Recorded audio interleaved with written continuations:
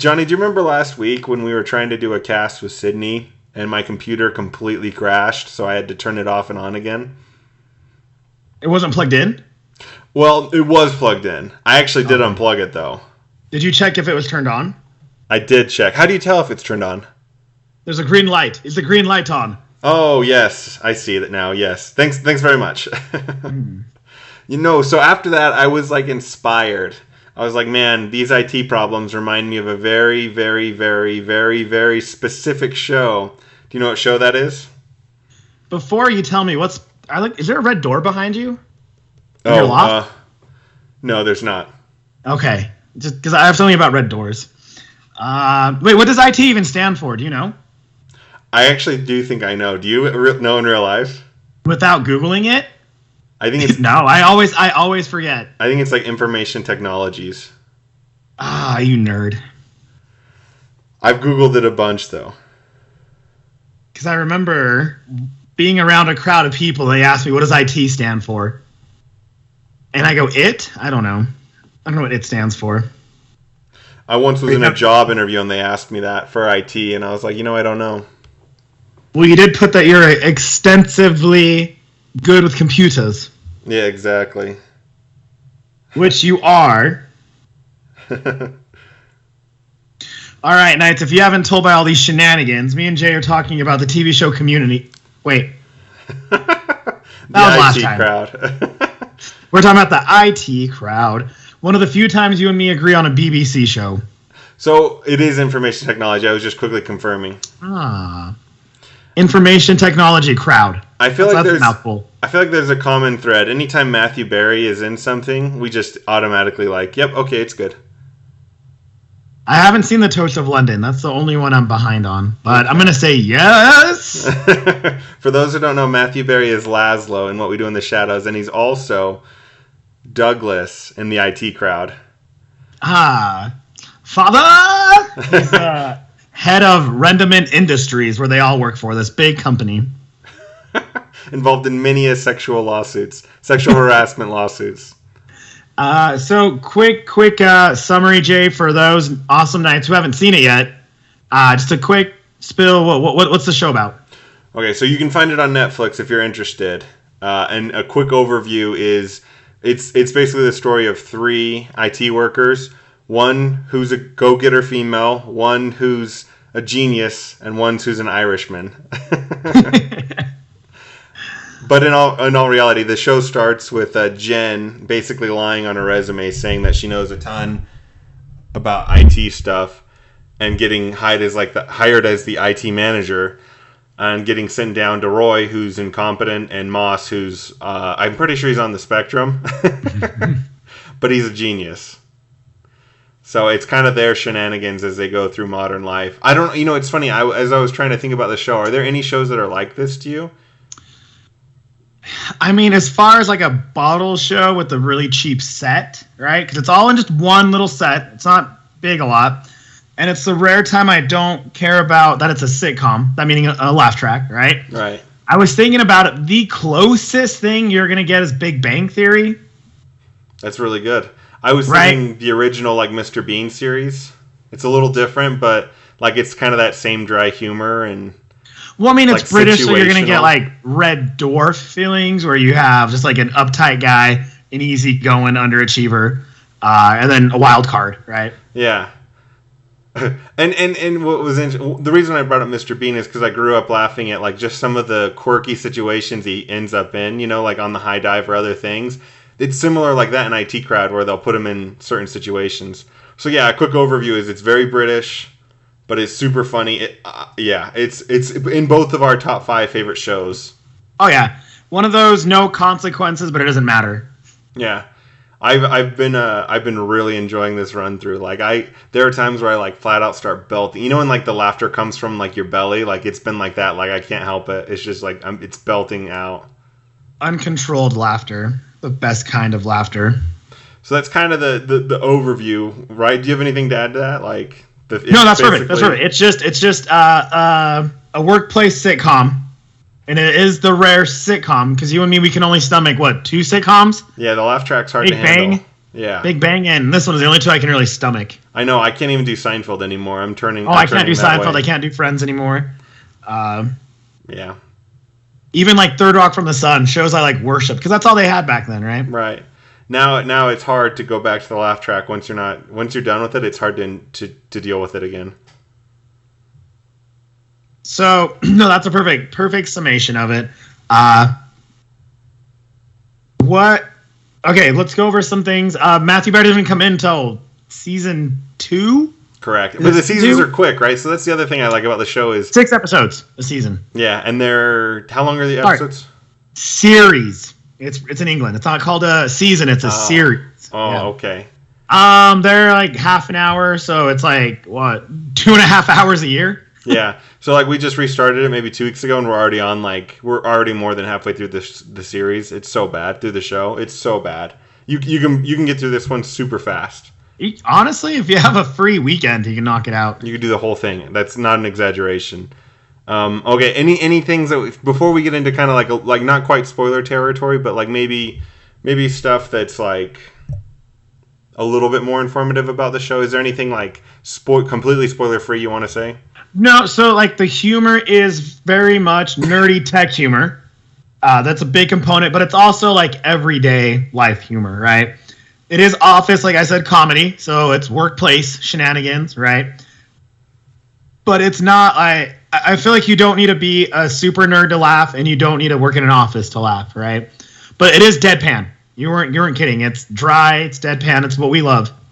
And it's very. Yeah. I was just gonna say the humor is very well done because they'll put something like minuscule in like the beginning of the show, like a minuscule detail in the beginning of the show, and then they'll have it pay off at the end. Like you won't notice it until the very end. Like a good example is they start off one episode with like an updated emergency number, and then at the end of the episode that comes into play. Like they're like, oh, we've replaced 911. No, 999. 999. We've replaced 999 with a whole new number. Very long, detailed number, which we'll go with our favorite moments here. But that's pretty much it. I mean, no spoilers. It's not a show you don't need to watch about a love story or will they, won't they. It's none of that. It's just purely 3 coworkers and their everyday shenanigans. It's such a great, like you said, no emotional involvement in the show. Like it just kind of, it warms your heart. You can watch it on a winter day. Like, you know what I mean? Like it just makes you chuckle and feel good about life. It's a great escape, but it doesn't I'm not emotionally invested in it. I don't feel like, I don't know, will they, won't they? Like you said, like it's not heavy. You know what I mean? Yeah. And it's not like you want them to, are they finally going to be promoted? So like you don't really care. You just like, what's today's issue? How are they going to solve it? Yeah, exactly. Will they solve it? Probably not. Yeah. So that's what I like. It's lighthearted. Lighthearted meaning you just don't, easy to watch. So is it too nerdy, Johnny, as we get into kind of more spoiler, not quite spoiler, but more in-depth discussion? So some jokes are based in IT, right? Right. Coming from us, it's not too nerdy. Right. Coming from the everyday man, it might be person. It might be not nerdy. It's just they'll do some references that like they'll wear just a generic, you and me typically have an ironic t-shirt on anyways. Like I only wear 3 shirts, right? My work shirt, our Deadlight Nerds, and an ironic nerd shirt. That's all I wear. So there's some like the main character, Roy, we'll get into him, the Irishman. He always has a different nerd shirt on. And if we look in one of our closets, we probably have that shirt in our closet. Yeah. I was going to say there's a really funny joke where Jen is like, don't bring up any of your weird work things like memory or RAM. And Moss goes, oh, memory is RAM. Yeah, there's little subtle things like when I think it was Windows 7 came out. Anyways, horrible Windows operating system. And there was this whole bomb scene, bomb threat, and the little robot that's supposed to defuse it locks up. And they're like, is it not working? Like, no, it's running Windows 7. And they go, we're screwed. Like, it's just little jokes like that. Have you tried turning it off and on again? Yeah. There's little subtle, but then there's also, the female actress is Jen, their boss. wants to buy shoes and it's too small for her and her toes get mangled, right? There's little tiny things that everyone can laugh at. Yeah, absolutely. And I like the idea of her just being so out of depth at her job. Like, it just kind of cracks me up. Like, they're constantly pulling pranks on her and stuff regarding that. Like, you know what I mean? It just kind of, it makes her a little bit more human. Yeah, I have a good moment when we start sharing some of our favorite moments. The pranks they pull on Jen about her ignorance to technology is always one of my favorite stuff. All right, so I'm just kind of curious. Do you think that this would work in America? Okay, so we're going to go there. It works. You can be an American audience watching the BBC version, and it works. It could, The Office translated great, right? But not everything translates. I want to say it depends on the cast. I think it can work. What company doesn't have an IT department, right? Who doesn't have nerds? But I think it can work with an American audience with the right cast. I think you'd have to change it, though. You know what I mean? Like, you could take the same premise, but you would have to, like, kind of how the British Office, like, and the American Office are totally different. Like, they each kind of have their own, I don't even know what their own identity. I think you'd need your own identity. You couldn't just be a copy and paste, try it in America. So they'd like to do a thing where the pilot is typically verbatim. That's usually just how they market it to the U.S. because it worked. I guess an American audience, they might want to have that. Will they, won't they? Because that's how they pine, right? Right. But it is, and the thing with this is, I feel like the IT crowd is more known in America than the BBC Office was known at the time. Am I wrong? I feel like technology has helped it where we already love the character of Roy and of Moss, so that's who we have in our head. It's going to be hard to have someone emulate it and be as great. Yeah, I think you'd have to kind of throw out those character types and create new ones. Yeah, but they're going to have a socially awkward guy. I agree, a nerd. But you couldn't have someone who was trying to do a Moss impression, is what I'm trying to say. That's true. I guess it's true. And you're bringing this back because brought back to Community tie-in, our favorite Jeff Winger, Joe McHale, shot the pilot. Yeah. American pilot to this. And what's funny is he's like the most not Roy person you've ever seen. Their only correlation between the two is that they're white and tall. That's it. And that Moss, the original Moss, was in it. Yeah. Yeah. It's pretty funny. And then I told you I tried to watch that. They did a side-by-side, and it was just awful. They tried to tweak it a little bit to make it different, but it wasn't different. To be fair, we already knew who Jeff Winger was, but if this was before when it came out and before Community dropped, maybe a little easier, but it still wouldn't have worked. He didn't hit the right type of deadpan humor. I think it'd have to grow up just a hair. Like, it couldn't be quite as, like, slapstick silly on some of the things. You know what I mean? Yeah, like they have a whole episode where he dates a girl who's afraid of a water park, and Roy reconstructs this whole thing because she won't tell him why she's afraid of it. And it's like the whole episode, that's what he does. Might not work with Jeff Winger. Exactly. Even though he went full Jeff Goldblum one time. It still doesn't work with him. Are you talking about when the pottery class? Is that? Yeah. Okay. Like there's been episodes where you can have a character spend one episode obsessing about one thing. That's totally common, especially with an ensemble cast, which means more than one main character. You can have one character just doing his own thing, and it's fine as long as the main story isn't about that. It's like a secondary story. It's fine. So if you could cast it yourself, dream cast for an American version, obviously you'd be playing Douglas. Father! The boss figure. It would be you, obviously. Obviously. It's hard for right now. It's just hard to see a good Moss. Moss he has the right amount of social awkwardness, is the best way to put it, maybe. And where you feel bad for him, but not enough that you feel bad for him. Does that make sense? Yeah. Like he freaks out about like Jen, like in the first episodes, the female antagonist protagonist has, she's going through her Aunt Irma's in town, right? We all know what that means. Going through her monthlies. Either way, the minute Moss finds out what it is, he just walks out. I like that. I mean? It's he's so innocent. Awkward. Yeah, he's so innocent. I'd say he's my favorite character. She's complaining one time about her bra, and like she's like, and it's just like it's scratching my back, and it's not doing anything it's supposed to. And then she turns around and sees where Moss is at, and he's fainted on the ground, and he like can't even like get up. Yeah. So I would say I'd say the same thing. I think here's what I would say. I think Cillian Murphy needs to play one of the Well, obviously. One of the characters needs to be Cillian Murphy. Why am I drawing a blank on Black Widow's sister? I know who you're talking about. I can't remember her name. We literally just talked about her all last cast. I know. She'd be great as we might as well. Florence Pugh. Yeah, Florence Pugh. Put her in as Jan. Why not, right? She'd be such a good Jen. Imagine Cillian Murphy and Florence Pugh. That'd be hilarious. The most seriously. She's a good actress. She's comedy. Her comedy's great. If I could dream cast someone as Moss, it would actually I would steal someone from the Community cast and I would take Childish Gambino / Donald Glover. I would have him be the Moss character that's on the spectrum because he plays that so well. Abed? Not Abed? Abed could do it too. Either of the two. I'll take what I can get. Yeah. It works great because all of them, we went back to the Big Bang, lasted 12 years here, right? They had Sheldon, that awkwardness that makes you feel bad. One of those genius that are socially awkward. Right. You don't feel shame or what's the other, guilt, but you do feel pity. Good. Yeah. In a proper way, like you just want to hold him like a baby and pick him up and save him.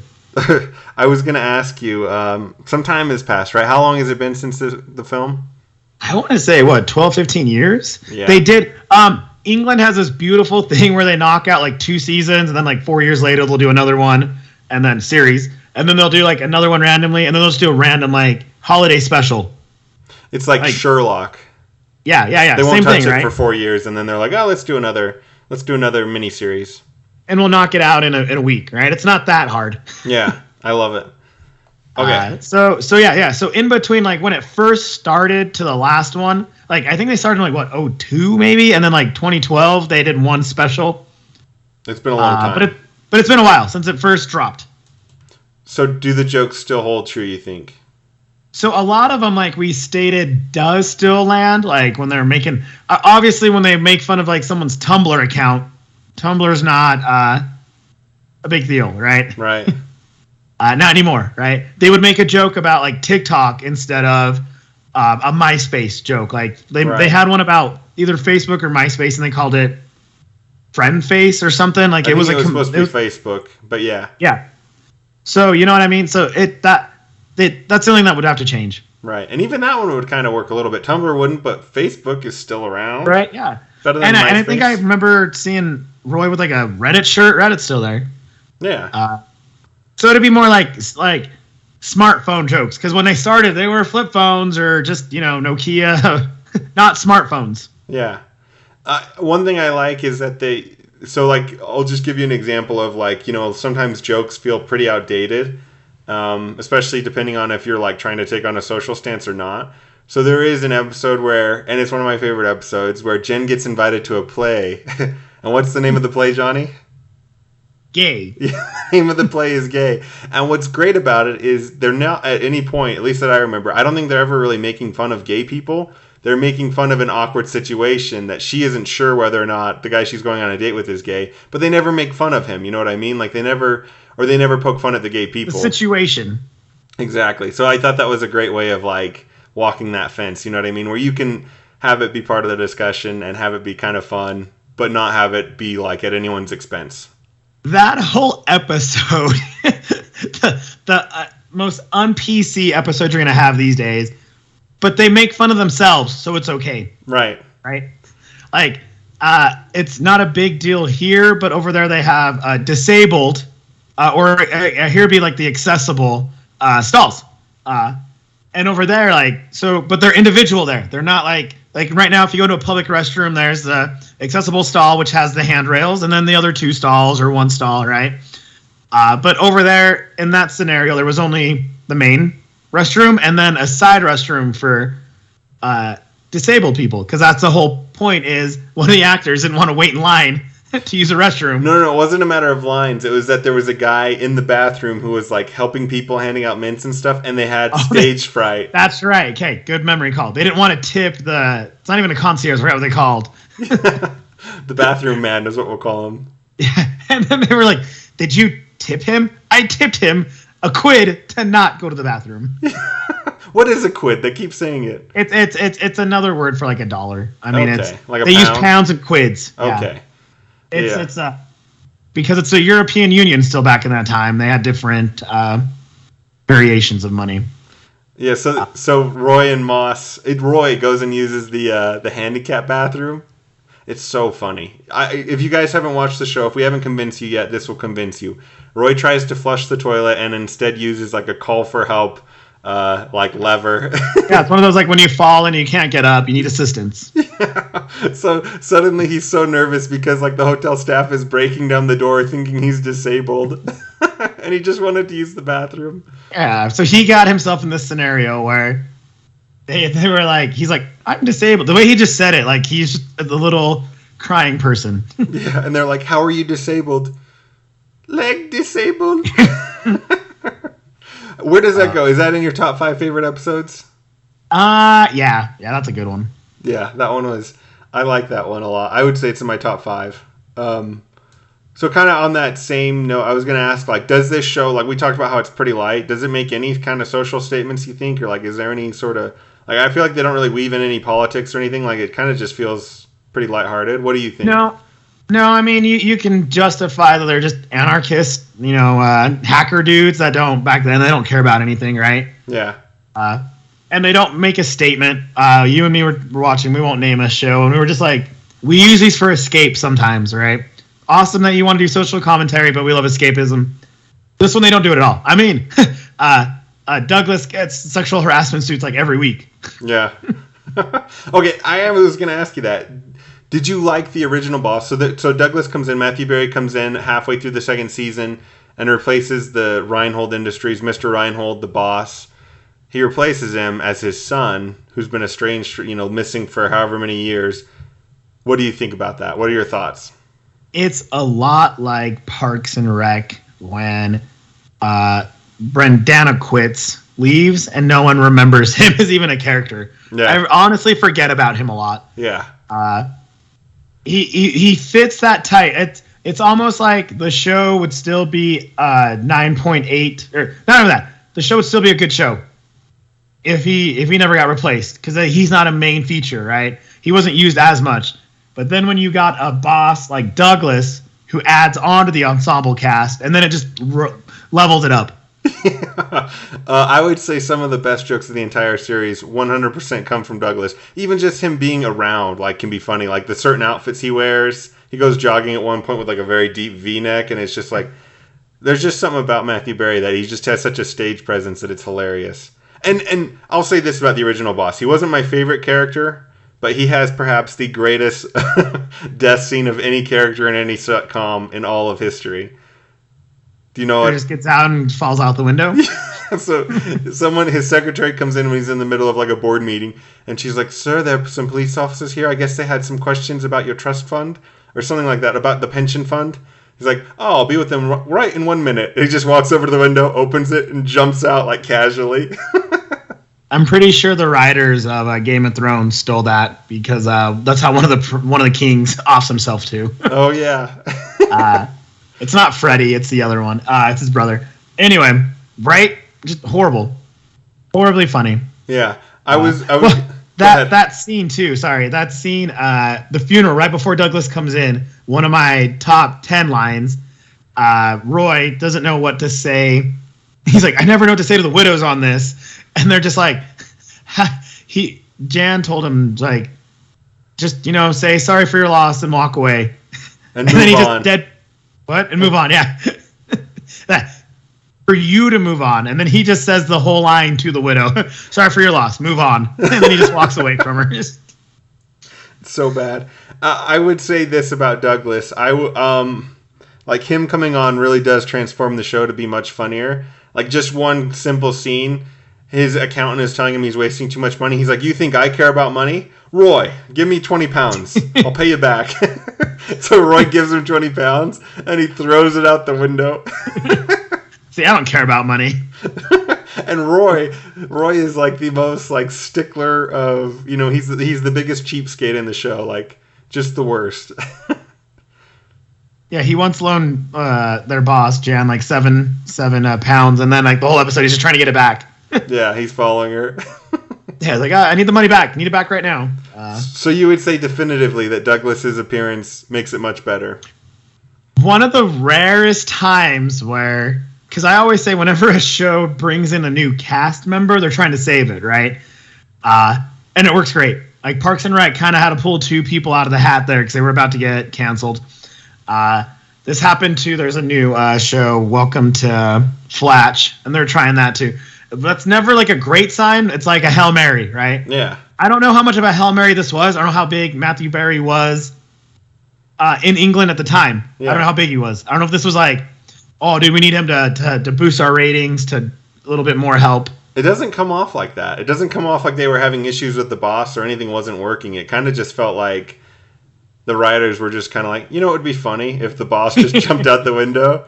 And then, like, they were auditioning for someone, and Matthew Berry showed up, and they're like, wow, this guy's crazy. How dare perfect you. for the job. Father! Father! Oh. So, if you would have to put uncomfortable scenes, like, how uncomfortable does this make you? The show? Yeah, is there like, they literally have a whole episode where they're eating with a cannibal. They're hanging out with a cannibal.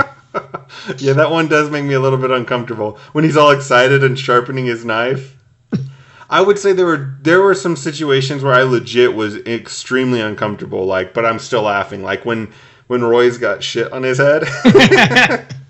It's chocolate! It's chocolate! It's not shit, it's chocolate. It's chocolate! It's chocolate! And then he does it again later. Or the rabbit bunny. So I mentioned this earlier as a joke in passing, but at one point, Roy is working under a computer because someone's unplugged it. So he's all the way under this deep desk, and he's plugging it back in. And before, they were saying how he's a creep. Like, yeah. He's like, I don't want to go up there. They already see me as a creep. Yeah, it's like a younger lady who he's working for. He's asked out, and she said no to him, so he doesn't want to be around her. Yeah, I think it's called the 7th floor where all the hotties work, right? It's like, it's what they're known for. It's like, oh, 7th floor, that's where all the hot girls work. So he's already kind of a known commodity there. Yeah. So he's under the table working on her, far under the desk working on it, gets it working again, and as he is, she comes in and sits back down at her desk, and he looks over and she's got him trapped. And then on the other side, someone else sits down, and so he's stuck in between these two women, like at a very, like, you know, He's looking at their legs. You can, if someone catches them, it looks like you're just creeping on their legs. Totally. And so he's like texting Moss trying to get help. It's a funny scene. And Moss comes up with the term that he's a desk bunny. Anyway, the way he looks out for him is just amazing. That's a good bromance too. We when we do bromance, we're bringing it back. When we do our brackets, we've never used them as a bromance. They're a great bromance. We should. We'll have them in again. I was just gonna say, like, one great thing about the show is like it doesn't hold back on the uncomfortableness. Like that lasts for like at least 10 minutes, where he's stuck under that stupid desk. Like 10 minutes of the show. It finally, like, Moss tries to get the women to leave so he can get out. Like, you know what I mean? They go through all these steps. Eventually, Jen has to come up and save him. It's just kind of funny that they don't make it easy on you. They don't hold any of their awkward punches at all. They're very, and it was just enough too, because they can hold that scene for like 20 minutes if they wanted to, right? Like it was a good amount. Yeah. Like one of those, like if it was one extra scene, it would have been too long. Did you ever get uncomfortable in the show? That one got me a little uncomfortable. I don't do good with fecal matter, so when he had the poo on his forehead, it's just gross. It's so gross. Yeah. The best part, though, is he's trying, like, it lasts for like 2 minutes. He's trying to flirt with this lady, like they're in a cab. He's trying to be all suave, and he's trying to, like, go in for a nightcap, all these things, and she's just, like, it's so uncomfortable. She's not telling him that he's got crap on his head, chocolate. Yeah, it's weird. It's just, that. I mean, and it's not even comfortable. I still laughed, but that's, like, uncomfortable for me. I think I'm gonna be that for Halloween next year. I'm gonna be Roy with poop on his head. No, it's not. It's chocolate. It's chocolate. It's chocolate. It's not poop. So the proper man in you is gonna love that. No, but I will go to the proper man. That's funny. Yeah, proper man. I start getting, when I watch all these shows, I turn into more and more British little humor, isn't it?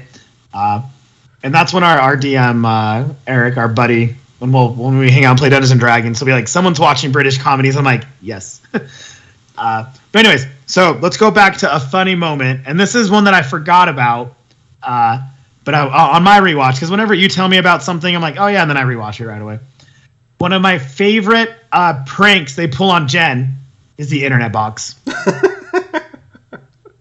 So their main boss, right, knows nothing about computers, like barely knows like a thing. Like she goes like, I need a browser on my computer. What's a browser? And they're like, it's standard on your computer for a browser. Anyways, so she got the IT department did really well. They wanted to give an award to her, not to the IT guys. I know what they're doing. So they prank her and they put this little box and they go, that's the internet. And so this whole time they just joke with her like, Jen, that's the internet. You got to be careful. But it's so light. And they're like, how heavy do you think it was? And she's like, you're right. Oh, you're right.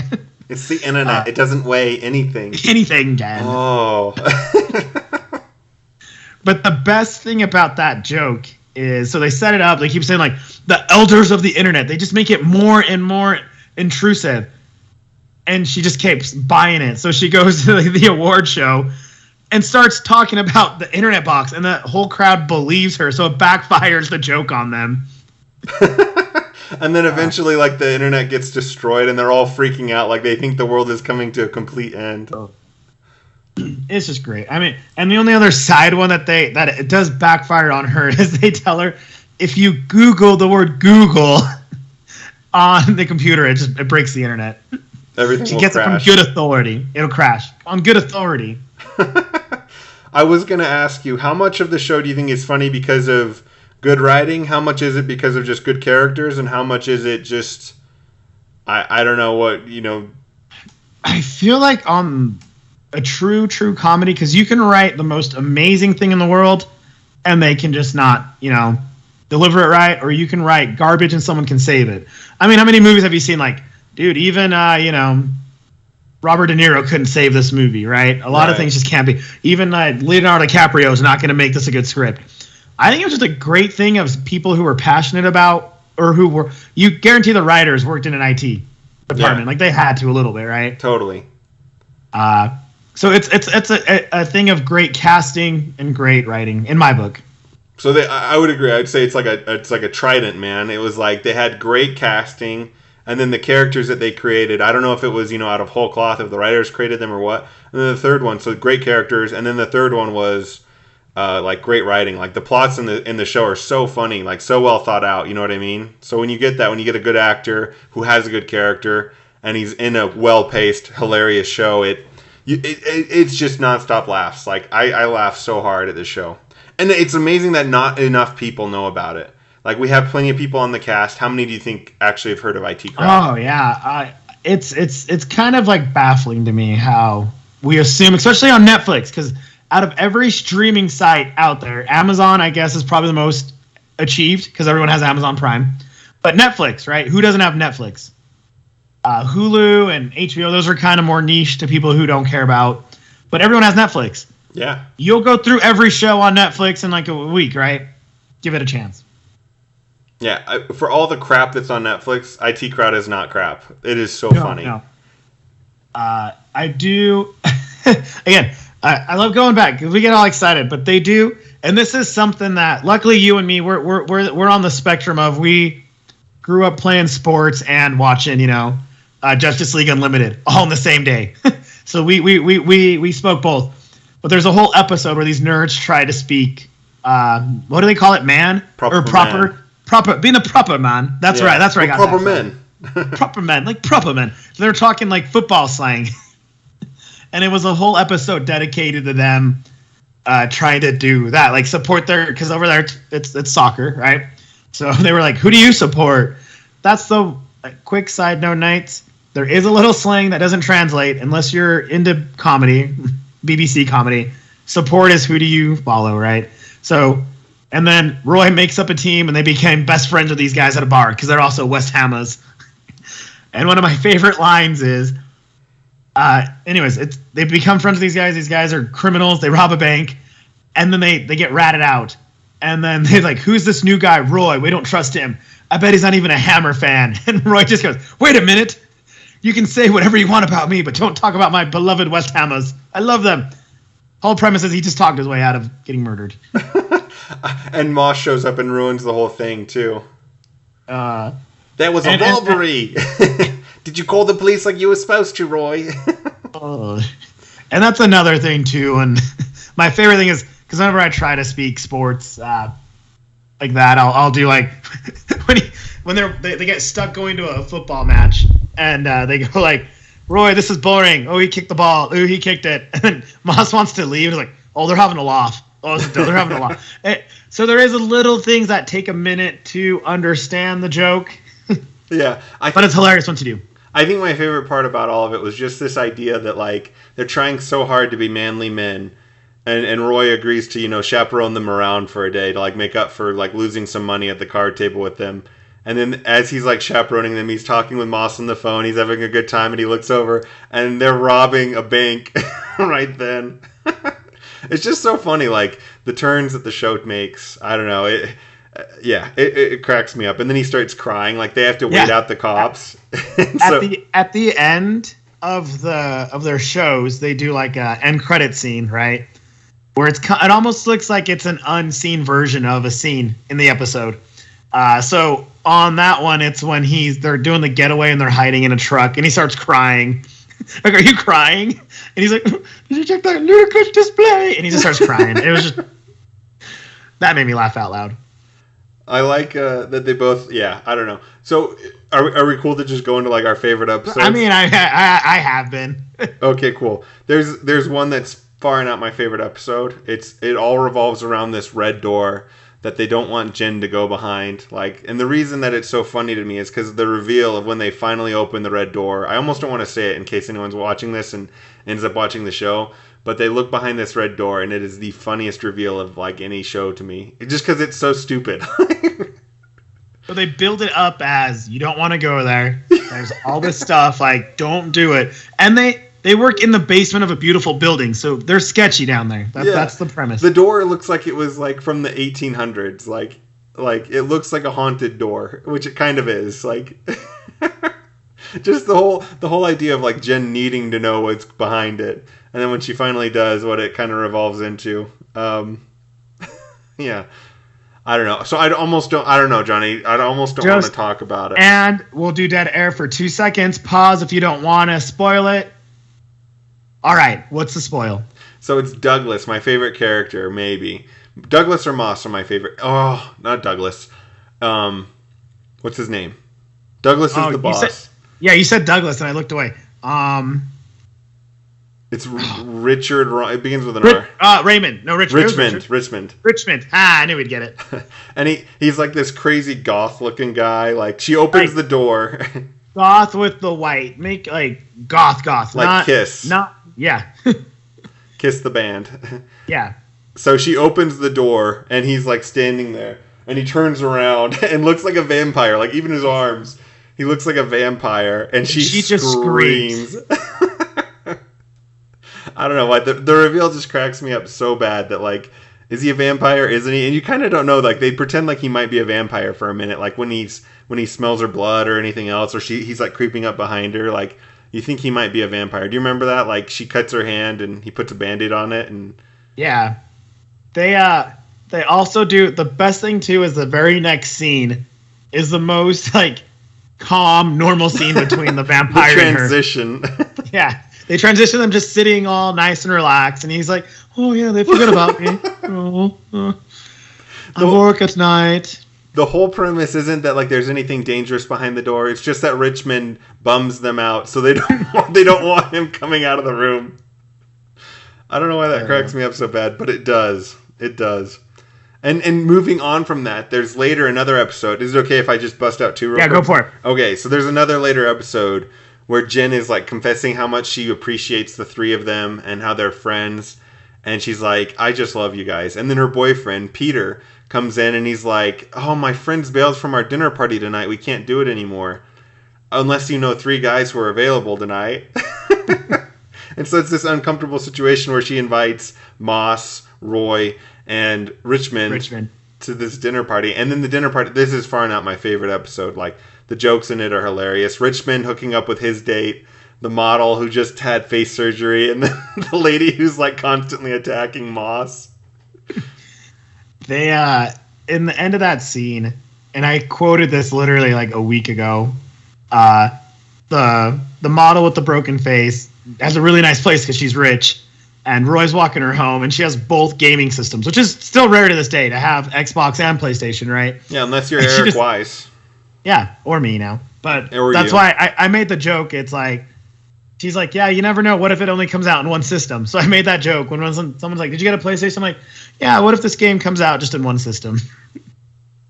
Yeah, and then Roy decides that he's going to date her. Even though he's not attracted to her, he's going to date her because he loves her place. He's so shallow. And then she says that he's not, she says, you're not attractive enough for me. I think I could do better. Yeah. I think part of that episode, Jen's boyfriend's name is Peter File, and I think that is so funny. Do you remember that?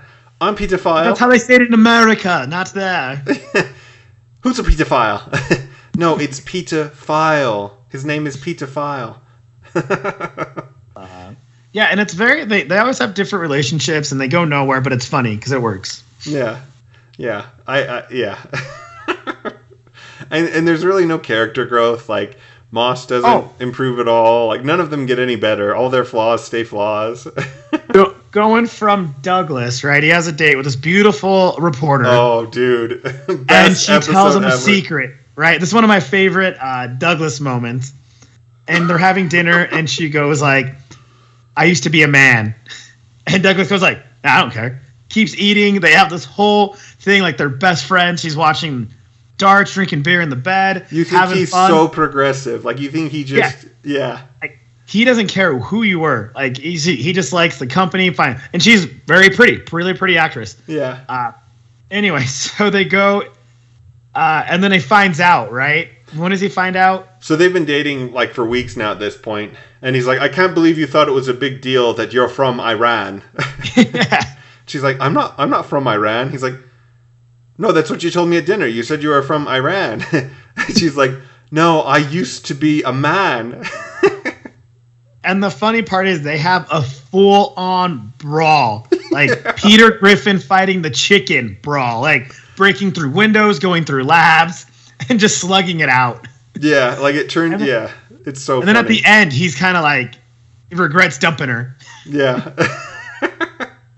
He's so. What's funny is like this whole time you think he's a pig, and then you're like, wow, like that's pretty. Like I don't know if that's good or bad from Douglas. Wow, pretty progressive. Okay, and then then just the transition to them turning it into a full fist fight is hilarious. They don't mess around. And that's the thing about this show is it'll throw you left field stuff left and right. Things you just weren't expecting, and it works. So I do have a question, Johnny. Do you think that the boss somehow survived, who jumped out the window? Do you think he somehow survived? Yeah, I mean, it doesn't really matter. Yeah, sure, why not? Well, the reason I asked, so Douglas finds his grandfather's service revolver, right? And he's like, I wonder if it's loaded. Nope. And then he reads a note that's attached to it. And the note says, like, as you know, I jumped up from a building and I didn't take my life the way I thought I would with this pistol. And it's written in such a way that you think the dad is still alive. Knowing those rich people, they probably are. Yeah, it was like, I think that, he had contingencies probably for when they figured it out. And Douglas went missing for years. So I imagine that the dad of Rain and Halt Industries is still alive somehow. That's my fan theory. I like that fan theory because there's not a lot of fan theories there. It's not like on The Office when you said Creed is really the strangler or you know what I mean? Like, there's really not a lot of theories on this one. No, it's not like Stranger Things where you can have fan theories of what's this, what's that, where they leave it up to the imagination. Yeah, exactly. They do, and I will call back. So it's hard to pick like a top 5 episodes, right? As we always discuss. But one of my, I guess I like to broad top 5 is the D&D episode. Yeah. They do. And why it's funny is Jan wants a different role in the company, and they're businessmen, right? So what do you do with businessmen out of town? Entertain them. Entertain them. You show them a good time. Yeah, with ladies, like, right? What's like, you make them they're out of town, there's no rules, you have money. And she entertains them by a D&D party. Yeah. And at the D&D party, Moss, the one who's kind of on the spectrum is the dungeon master, and Roy just endured a very terrible breakup. Yeah, go ahead, Johnny. No, I was gonna say the funny thing about that is they make it a whole breakup scene about how he acted out in fantasy, and that's how it helped him. Yeah. So that was the only kind of like warm thing that they've ever done, is because he was in a slump, right? So, but anyway, so these like total jock dudes love playing this fantasy game. So that's what I really like. I always tell people, like, if you ever, because nowadays, like, I only know D&D from Stranger Things. Watch this too, because you'll get a good understanding about how a character build helps you in fantasy. Because he just plays, Moss just plays them. Anyway, so but Jan treats them like it's like Roy and Moss are the entertainment. Yeah. So like Roy was kind of down, and then she brings him in the office. He's like, "What are you doing to me? You're making me look bad." Like she's they just make a good scenario of it was the opposite gender role, right? Like she's in charge, he's the madam, and he starts like crying, like, "I'm sorry, I mistreated him," and she's like a pimp. Yeah. Go show my boys a good time. Yeah. It's funny that you bring that up, because I feel like any D&D episode usually ends up being one of my favorites. So in Community, like Abed being the dungeon master, hilarious. In The Big Bang Theory, they have a couple D&D episodes that are super funny. The Santa one. So yeah, Santa, or when why am I blanking on his name? When Howard, yeah, Howard does all the voices. Yeah, and Sheldon loves it. Yeah, like they just make fun of all of them, the other ones. Yeah, I agree. It's a funny situation that like Jen, she had her morals, and she wasn't going to take these guys out to meet loose women or to a strip club or anything. So it's not for you, Jen. Yeah, it's not for you, Jen. Not for you. Everyone keeps telling her that the job's not for her because she has these high morals. Anyway, so she takes them to play Dungeons and Dragons in the company basement, the creepy IT room. And Moss is a good dungeon master. Here's the question. Oh. Best dungeon master, Howard, Abed, or Moss? I feel like Moss had the better story, but I feel like Howard did the better NPCs, meaning the non-player characters running their voices. Because it was good voices. Like, it was fun. He did great voices. I would say Abed's my favorite of the three. Yeah, I'll go Howard, Moss, Abed. Abed? Abed. I would go Include me in your games. I would go Abed, Moss, and then Howard. See, I just like a good story, a good impressions. That helps me. I'm one of those. I need to see what I'm doing. But the commitment from Abed, dude. The commitment from Abed. Well, he can't tell you what to do. You guys have to figure it out. Yeah, exactly. Or just even some of his voices. I am just a Schmiel. I am 3 classes below you. Yeah. I can't fix this for you. You got to figure it out. I think he's the truest of the DMs, like uncompromising. But Moss is the most gentle for sure. He helped Roy get through it. And his voices are pretty good too. Do you really want to do this right now, Moss? It's a good episode. And we should have stated this too, that Jen's whole purpose is to get moved up. So every new series is her trying to get promoted from the basement to the top floor levels as an executive. So they always try to do that. Without sleeping with Douglas. That's her one thing. She doesn't want to sleep with Douglas, even though he wants her to, constantly. And he does not care about a thing. What are you doing? And Douglas pretty much is, as we've talked about, we do in the Shadows, Laszlo. Like, it's kind of the same character. Oh, yeah. Like, at one point, the IT crowd guys, they, like, amp up his vibration on his phone to be super, super high. And he sticks it in his pocket, and it starts going off, and he's like, oh! Like, he's such a pervert. It's just constant for him. It just works great. He's just a regular human guy. Yeah. Yeah. What I was going to ask you, so the highest one that I... Oh, never mind. Sorry, keep going, Johnny. I was just saying that's how that's how a series starts. Is how can she? How we say that nothing really grows is she tries to always get promoted, but it never grows. So don't expect to watch a show where people change. Yeah, no, there's none of that. I was gonna say there was a really funny scene where I laughed from my gut where Aunt Irma is visiting, right? Isn't that what they say? Yeah. That's her thing of what do they call my Aunt Judy? What's the common here? I don't know. Aunt Flo. Oh yeah, Aunt Flo. I have heard that actually. Yeah, so it's her time of the month, and she's like, I just get really irritated with stuff, so try and, be kind around me or whatever. And Roy's like, don't worry, I will be. He starts like hammering on the drawer of his desk trying to get it to close. And it flashes back to her, and she is like there's a red light behind her. She's in like heavy makeup, looking like a demon, and her hair is like crazy. Stop that noise! Like, it was such a sudden transition and such a stupid, simple joke, but I laughed so hard. Like, there's few shows where I can be all alone in my room, even rewatching it, and laugh out loud. This is one of them. Yeah. And one of like. It's British show, so yes, they do have profanity, but it's weird because it's not profanity for them, some words. Yeah. Anyways, so when they don't do profanity, it's even funnier to me. One of my favorite ones is Roy finally gets convinced to get a massage from a man. Anyway, so a weird encounter happens, and he takes him to court. And he's like, and they're very much like slacker-looking dudes. So to see Roy with his like hair combed, anyway. And they're like, what happened? And he goes, he kissed me on my bum. Anyway, the way he says it, of him being like traumatized and crying. He kissed me on my bum. Anyway, it's just funny because it when you watch the actual scene, it could have happened. We don't know. Right. But the way he does it, it's just like, kissed me on bump. That just makes me laugh. Oh, yeah. I was going to during this deposition, it's this whole thing. Yeah, the whole episode revolves around this one awkward massage. Anyway, it just cracks. It's funny. Like, yeah. It's one of the things that just caught me off guard, and I just bursted out laughing. Kissed me on me bum.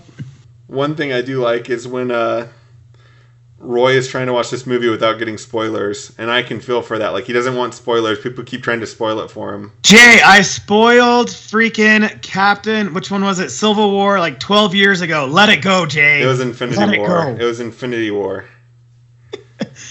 Let it go. Don't send me gifts, Johnny. What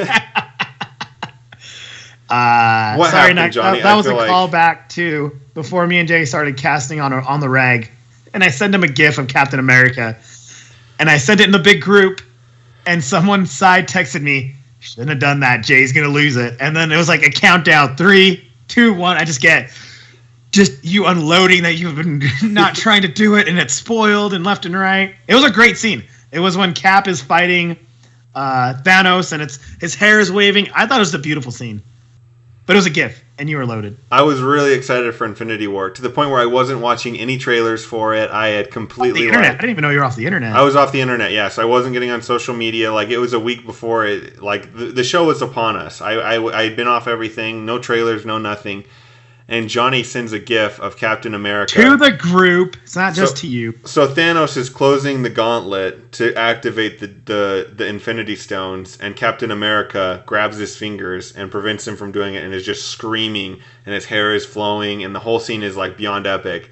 And Johnny sends this GIF to the group, and I lose it. It's so funny. I forget that you got a side text, but yeah, it would have been like that 3, 2, 1, and then just a paragraph of "you a-hole."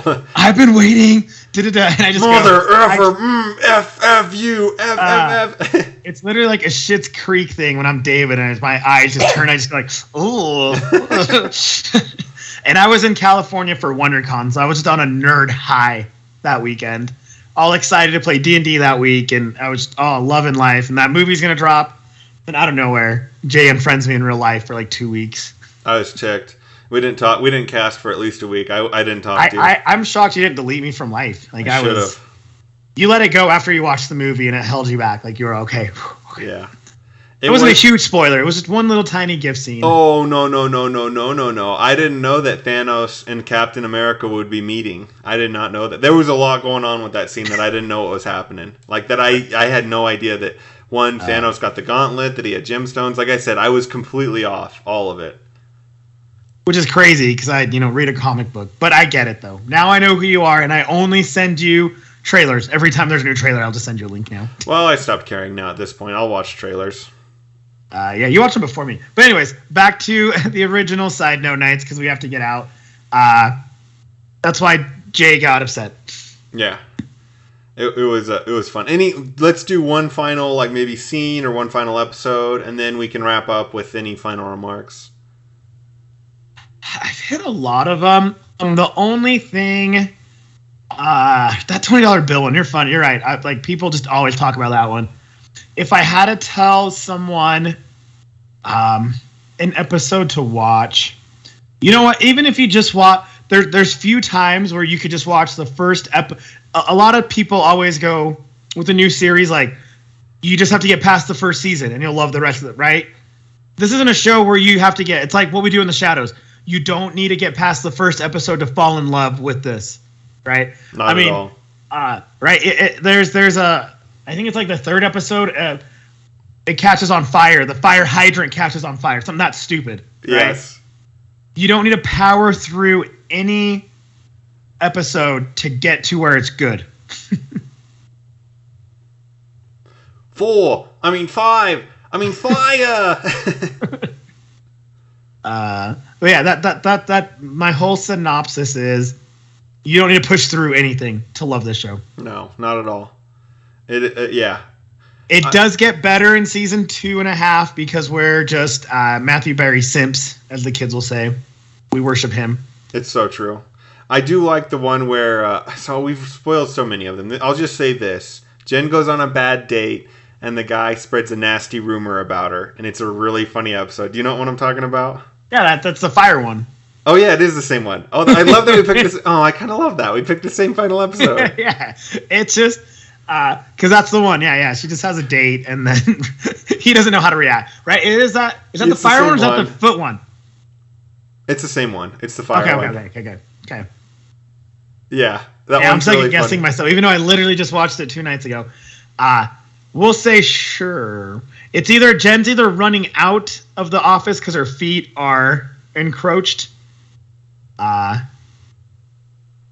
or it's the same one that has. Well, yours has the 01. Let me see. I wrote it down. I wrote it down. It's the phone number. Yeah. It's instead of 911.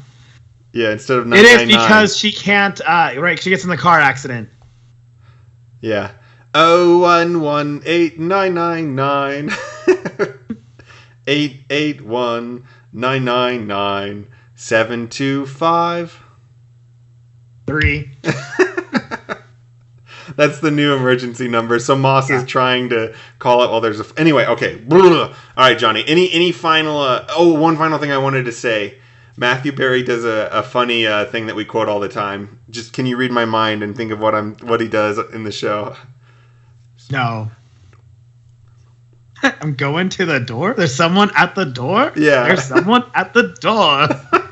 I think I said that like 40 minutes ago. Yeah. Johnny and I quote this all the time. Someone knocks on Douglas's door and he goes, "There's someone at the door." It's just such a simple example of like how brilliant of an actor he is, because like anyone else tried doing it wouldn't be funny. When he does it, it's just somehow so over the top and ridiculous. Like, and that goes. So that was going back to why I ruined it. The spoiler. How Roy spent like forever to not get any spoilers. Like some guy would call him to try to spoil it, and he would hang up. Yeah.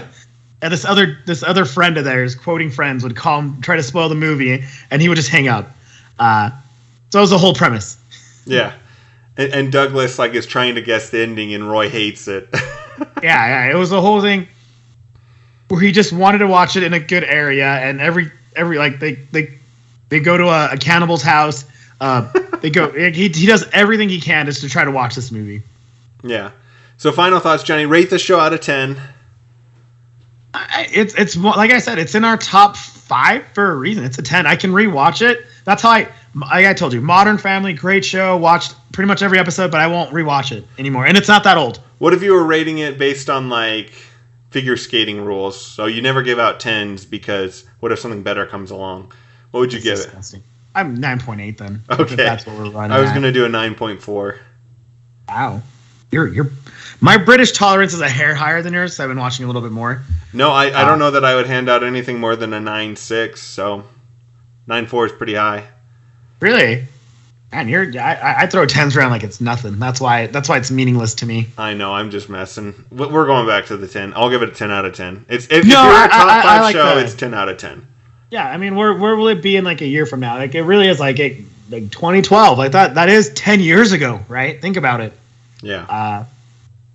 But it is. You can knock it out in a weekend. It's cold outside nights. It's gonna, depending on where you live, right? It's winter. Daylight savings is wrecking all of us. You can knock this out. As shown up by our meme, yeah. So I would say, like, we're knocking it out. Johnny's restarted it for this cast. I've restarted it, and in a week we've already like basically gotten through it. I think I've got 4 more episodes in the entire series. Yeah, and it's rare. Like, I don't care what. Even Community, there's always an episode or two where I'll just skip because I'm like, I don't know, I don't care about that one again, or it's annoying. Because these ones are so small, you don't even need to skip an episode. You can just go straight through. Yeah. it's so true, and you can pick up where you left off, and it doesn't matter, which is so nice. It's kind of like that Office concept of like you can watch any episode anytime and know what's going on. Yeah, I love it. Any final things, Johnny, before we jump off? Oh, nice. We totally 1,000,000% recommend it. We may or may not do a parody because we realize most of us kind of look like half the cast. Yeah, it's so true. Like. I'm tall with curly hair. Although I'm not as gross as Roy, I don't have chocolate on my head. No, you're more ripped than he is, but yeah, you look so much like Douglas, though. I'm not as chubby as him. Calm down. More. Yeah, again, you're more ripped, but like you look so much like Matthew Berry to me. Jay, anyone with light brown eyes and thick eyebrows looks like Matthew Berry for Jay. Yeah, any woman with long black hair looks like Eastern European. Yeah. A generic Eastern European woman. Exactly. No, Knights, let us know. Watch it. I mean, we always like to throw shows out there, but we don't know if you like it or not. Few people that we have back on the cast, they know what it is. They'll watch it, but let us know if you like it. And if you hate it, let us know that you hate it. You're not supposed to love everything. Yeah. You're like, yeah, it was dumb. Like, let us know it's dumb. Cool. We love that it's dumb. Seriously, I would love to get some feedback on this one. I had someone message me about, shout out to one of our followers. He messaged me about our community video and said that he liked the idea of it being done from Abed's point of view. And I didn't even know he was watching the cast. Just one of my buddies I went to high school with. Don't you love that? Yeah. I love that. I'll have someone be like, I liked your opinion on this. And I go, cool. I didn't forget at all the opinion I made on a random cast. Exactly. Just kidding. I remember everything you and me ever talk about verbatim. Right, exactly. Okay, Knights. I think that's it. So go watch IT Crowd. Be sure to let us know how you feel about it. Any final thoughts, Johnny? Any final words? No. Just take it as a show about nerds. You'll be fine. Yeah. Yeah. Don't go in expecting a love story. There's a great bromance. Yes, it's British. There'll be a little bit different slang. Just power through it. Yeah. And it's one of those things that I think you brought up, Jay. It was funnier the second round you watched it. Way funnier. And I think it was just because I was more like, I understood it better the second time. None of the verbiage went over my head this time. You know what I mean? Like, I could follow all the jokes and stuff. Maybe watching Ted Lasso helped me. I don't know. I was going to say, probably Ted Lasso that helped you. Yeah. Okay, Knights, go watch IT Crowd, and we will see you on the Flippity Flop. Flippity Ram.